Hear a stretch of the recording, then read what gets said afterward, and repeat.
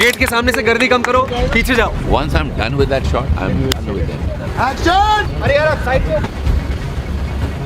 And cut! दशकों में कोई एक ऐसी फिल्म आती है जो हमारे दिल और दिमाग को एक साथ छू जाती है। 2009 में आई थी आमिर खान की फिल्म 3 इडियट्स और अब 2023 में विक्रांत मसे की 12th फेल। इन दोनों फिल्मों में एक चीज कॉमन है और वो है brilliant man Vidhu Vinod Chopra. 12th fail movie को उन्होंने इतनी ऑथेंटिसिटी के साथ बनाया है कि इसे देखने के बाद हर कोई अपने आप से रिलेट कर पा रहा है। तो चलिए देखते हैं इस must watch movie 12th fail के कुछ बिहाइंड द सीन्स और जानते हैं कि आखिर कौन कौन से लोकेशंस पर इस मूवी को शूट किया गया है। साथ ही जानेंगे कि इस फिल्म की ऑथेंटिसिटी को मेंटेन करने के लिए मेकर्स को क्या क्या करना पड़ा। तो स्वागत है आपका आपके अपने चैनल अनिकेत निगम क्रिएशंस पर। जैसा कि हम सब जानते हैं कि 12th फेल एक रियल लाइफ स्टोरी है जो कि बेस्ड है मनोज कुमार शर्मा पर, जिन्होंने अत्यधिक गरीब परिस्थितियों के बावजूद one of the most difficult exam crack किया और IPS ऑफिसर बने। इस मूवी की स्टोरी राइटर्स ने अनुराग पाठक जी की लिखी हुई बुक 12th फेल से ली है। Transformation of Vikrant into Manoj. Vikrant मसे ने जिस परफेक्शन के साथ मनोज कुमार शर्मा के इस कैरेक्टर को प्ले किया है वो शायद ही कोई और कर पाता। उस रोल के लिए उन्हें काफी मेहनत करनी पड़ी। एक्चुअल शूट शुरू होने से पहले ही डायरेक्टर विधु चोपड़ा विक्रांत मसे और मूवी के कुछ क्रू मेंबर्स के साथ इस गांव में आए थे। ये मध्य प्रदेश का रेहा विलेज है जो कि चंबल एरिया के पास है और यहीं पर इस मूवी के सारे गांव वाले सीन्स शूट हुए थे। मनोज का ये गांव वाला लुक जो हमें इतना परफेक्ट दिखता है, आपको ये जानकर हैरानी होगी कि इसके लिए विक्रांत ने किसी भी तरह का मेकअप नहीं किया था। वो हर रोज घंटों सिर्फ बनियान पहनकर धूप में बैठा करते थे और इसी तरीके से उन्होंने नेचुरली खुद को टैन कर लिया था just to achieve that perfect look. अरे क्या बात है? Morning sir. लेकिन ज्यादा धूप की वजह से उनकी स्किन इतनी ज्यादा टैन हो गई थी कि वो जली हुई लग रही थी और ये कुछ सीन्स में एविडेंट भी है। फॉर एग्जाम्पल ये वाला सीन जहाँ मनोज की दादी अपनी जमा पूंजी उसे सौंपती है ये कहकर, खर्चे की चिंता मत करियो, अब बड़ा पुलिस अफसर बनकर ही लौटी। एंड देन ये वाला सीन मेंस एग्जाम में फेल होने के बाद जब मनोज श्रद्धा के घर मसूरी जाते हैं, उस सीन में भी उनकी बर्न स्किन हमें क्लियरली दिखती है। इसे वो लोग मेकअप से कवर डेफिनेटली कर सकते थे, लेकिन विक्रांत ने कहा कि इसे एज इट इज रहने देते हैं क्योंकि उस सीन में मनोज लो और अंडर कॉन्फिडेंट फील कर रहे थे because of his failure in the exam और विक्रांत भी उस वक्त बर्न स्किन की वजह से कुछ वैसा ही फील कर रहे थे। इस तरह वो अपनी परफॉर्मेंस को और एनहांस कर पा रहे थे। बाय द वे, अगर मेकर्स चाहते तो पोस्ट प्रोडक्शन यानी कि एडिटिंग के वक्त भी स्किन को क्लियर और लाइटन कर सकते थे, but they had decided to keep it natural. Madhya Pradesh के उस रेहा गांव में शूट हुए सीन्स के ये रहे कुछ बिहाइंड द सीन्स क्लिप जिसमें 12वीं क्लास में पास होने के लिए मनोज पर्चियां बना रहा होता है। देखिए DOP ने कैसे उसे अपर एंगल से शूट किया था और तब इतना भारी वजन का कैमरा उन्होंने अपनी कमर से बांधा हुआ था। Making of cheating scene. ये जो चीटिंग वाला सीन है इसे शूट करते वक्त डायरेक्टर विधु विनोद चोपड़ा जी को काफी तकलीफ हुई थी क्योंकि इस लोकेशन के साथ साथ हमें इसमें दिख रहे सभी स्टूडेंट्स रियल हैं। जूनियर आर्टिस्ट को पता होता है कि शूटिंग के टाइम कैसे बिहेव करना है और भीड़ वाले सीन्स में उनकी नजर कैमरे की तरफ होनी चाहिए कि नहीं, लेकिन इन स्टूडेंट्स को बार बार बताने के बावजूद भी वो वही गलती दोहरा रहे थे और फाइनली जैसे तैसे उन्हें कसम देकर डायरेक्टर साहब ने उनसे ये एग्जाम वाला सीन शूट करवाया था। कैमरे में नहीं देखो। And cut, one more. कलाकारी दिखा रहा है लेकिन कैमरे में मत देखो। कैमरे में कट। सारे लोग बोलो कसम खाओ पहले सब लोग। ऐसा हाथ रख के कैसे कसम खाते हो तुम? इधर रख के बोलो मैं कसम खाता हूँ। हाँ, कि मैं कैमरे में नहीं देखूंगा। बिल्कुल बिल्कुल।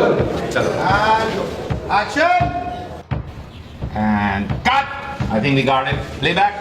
सब लोग बहुत अच्छा कर रहे हैं, बहुत अच्छा हंसे तुम लोग। Excellent, thank you, very good. Mastering a jugaad driving. Total इसमें 4 और रिवर्स। ये जो सवारी थी उसे गांव वाले लोग जुगाड़ कहते हैं क्योंकि इसे किसी कंपनी में नहीं बल्कि गांव के किसी बुद्धिमान आदमी ने लिमिटेड रिसोर्सेज से जुगाड़ करके बनाया होता है। इन जुगाड़ू चीजों को चलाना भी उतना ही मुश्किल होता है जितना इसका इनोवेशन। घर के खर्चे निकालने के लिए मनोज और उसका भाई इस जुगाड़ को चलाते हैं। इन कुछ सीन्स के लिए मनोज के भाई का रोल प्ले कर रहे एक्टर राहुल कुमार ने स्पेसिफिकली ये जुगाड़ चलाना सीखा था और तब जाके इसके कुछ सीन्स उसी एमपी के गांव रेहा में शूट किए थे। पहले दिन तो मुझे बहुत तंग किया इस अफलातून ने, लेकिन हाँ धीरे धीरे पकड़ में आई। Making a setup at Mukherjee Nagar. जब मनोज अपने नए नवेले दोस्त पांडे के साथ आईपीएस बनने दिल्ली आता है, तब वो वहाँ लगे हुए सब कोचिंग के एडवर्टाइजमेंट्स वाले ढेर सारे बैनर्स और पोस्टर्स देखता है। उसी के साथ वो मुखर्जी नगर की भीड़ भी देखता है और अपने दोस्त से कहता है, इतने सारे स्टूडेंट है भैया, कैसे हो पाएगा? वेल, ये सब जो बैनर्स वहाँ लगे हुए हैं वो मूवी के प्रोडक्शन डिजाइनर टीम की ही बनाई हुई है। इस सीन को दिल्ली के मुखर्जी नगर में ही शूट किया गया था, जिसे यूपीएससी एस्पिरेंट्स का हब भी कहा जाता है। Number 5, making it rain on a sunny day. ये सीन तो आपको जरूर याद होगा। श्रद्धा की इस कोचिंग क्लास में मनोज से मुलाकात होने के बाद कुछ दिनों बाद वो उसे ढूंढते हुए विद्या वाचनालय आती है। यहाँ इस सीन की रिक्वायरमेंट थी बारिश का मौसम, मगर शूटिंग के दिनों में यहाँ तेज धूप पड़ रही थी। इस सीन के लिए टीम ने 2 रेन मशीन्स का यूज किया था और जब श्रद्धा इस लाइब्रेरी में एंटर हो रही थी, तब हम देख सकते हैं कि उस सीन को कैसे शूट किया जा रहा है।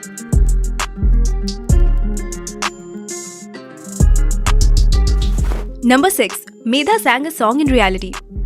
इस ट्रूथ एंड डेयर सीन में जब श्रद्धा पर गाना गाने का डेयर आता है, आपको ये जानकर हैरानी होगी कि ये आवाज न श्रेया घोषाल की है, न किसी और प्लेबैक सिंगर की, बल्कि इसे खुद मल्टी टैलेंटेड एक्ट्रेस मेधा शंकर ने ही गाया है, और वो भी ऑन लाइव लोकेशन। इससे हम समझ सकते हैं कि ये मूवी कितनी ऑथेंटिसिटी के साथ बनाई गई है। जब कास्ट एंड क्रू में से कोई भी कोई अच्छा काम करता था, तो डायरेक्टर विधु उसे 20 रुपए एज अ रिवॉर्ड देते थे, as a mark of good job that somebody had done. जब इस पर्टिकुलर सीन का शूट खत्म हुआ, तो विधु जी ने मेधा को 100 रुपए दिए थे, which was 5 times of his regular reward. Indeed, it was worth it. क्योंकि सच में यहाँ पे मेधा जी की परफॉर्मेंस हार्ट स्टीलिंग थी। 100 rupees. When I give 100 rupees, you know how nice it is. ये सीन दिल्ली के दिल्ली हाट इस रियल लोकेशन पर शूट हुआ था। इस सीन को अगर आपने गौर से देखा हो, तो आपको रियल कपल मनोज कुमार शर्मा और श्रद्धा जोशी भी यहाँ पीछे बैठे हुए दिखाई देंगे।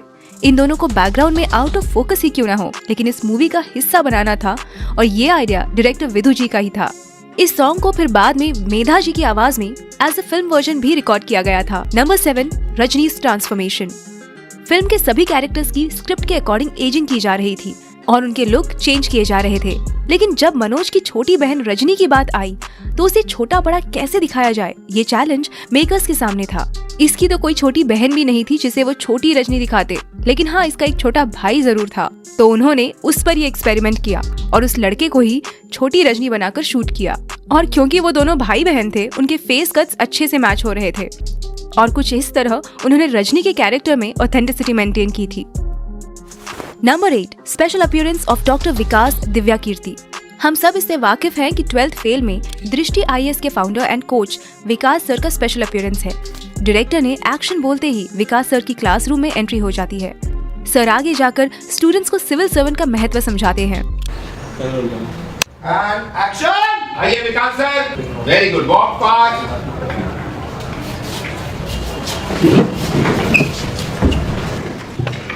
बैठिए। IAS बनना बड़ी बात नहीं है। बड़ी बात यह है कि जिस कुर्सी पर आप बैठेंगे ना, उससे आपकी इज्जत ना हो, बल्कि आपसे उस कुर्सी की इज्जत बढ़े। और फिर एक दिन आएगा जब आप मुझसे मिलने आएंगे, आप नहीं, मैं खड़ा हूं। जब ये शॉट फाइनलाइज हुआ, तो डायरेक्टर विधु जी ने विकास सर को गले लगाया और उन्होंने इसके बारे में क्या कहा, सुनिए। I've been making movies for 50 years now, but this is one of the best crowd scenes I've handled. I am so worried about the looks, and none of you look at the camera. So hats off to you.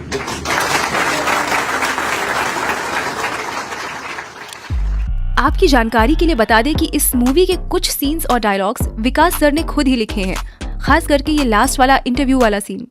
12th fail को पहले राजकुमार ईरानी direct करने वाले थे, लेकिन इसे लिखते लिखते विधु जी इन characters से कुछ इस तरह अटैच हुए कि उन्होंने इसे खुद ही डायरेक्ट करने का फैसला किया। यूजुअली विधु विनोद चोपड़ा अपने फ्रेंड्स राजकुमार ईरानी और अभिजात जोशी के साथ कोलैबोरेट करके लिखते हैं, लेकिन उस टाइम पीरियड में वो दोनों डंकी पर काम करने में बिजी थे। काश राजकुमार ईरानी डंकी की बजाय 12th फेल को डायरेक्ट करते। उनकी डंकी ने तोड़ी हुई ब्लॉकबस्टर की स्ट्रीक टूटने से तो बच जाती।